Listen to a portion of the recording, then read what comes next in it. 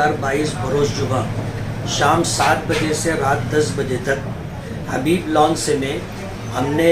एक जलसे का इनेकाद किया था। 2 दिन की तैयारी के साथ हम मैदान में उतरे थे और मालेगांव की आवाम ने उस जलसे में उमड़ते हुए सैलाब की तरह शिरकत करके हमारे हौसलों को जिला बख्शी है। हम इस बात को देखना चाहते थे कि आज मालेगांव में जिस तरह के हालात चल रहे हैं और मुझसे मुताल्लिक और मेरे लोगों से मुताल्लिक जो बातें कही जा रही हैं, हम ये अंदाज़ा करना चाहते थे कि हम किस जगह पर हैं। मालेगांव की आवाम ने,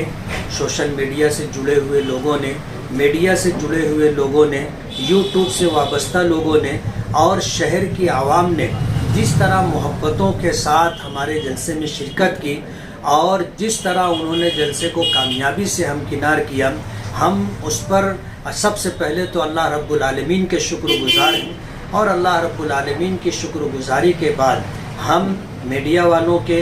यूट्यूब से वाबस्ता लोगों के, कायदो सालार ग्रुप के एक एक फ़र्द के और हमारे इस जलसे के अंदर जिन लोगों ने अपना वक्त फ़ारिग करके शिरकत की और जलसे को कामयाबी से हमकिनार किया, हम सभी लोगों के बहुत बहुत शुक्रगुज़ार हैं। और हम ये पैगाम देना चाहते हैं कि जिस तरह आपने हमारे हौसलों को जिला बख्शी है और इस शहर की तामीर और तरक्की के लिए जिस तरह आपने हम पर एतमाद किया है और आइंदा इस शहर की तामीर और तरक्की के लिए बदउनवानी, भ्रष्टाचारी ख़त्म करने के लिए जिस तरह अमली तौर पर मैदान में रह करके हमारा साथ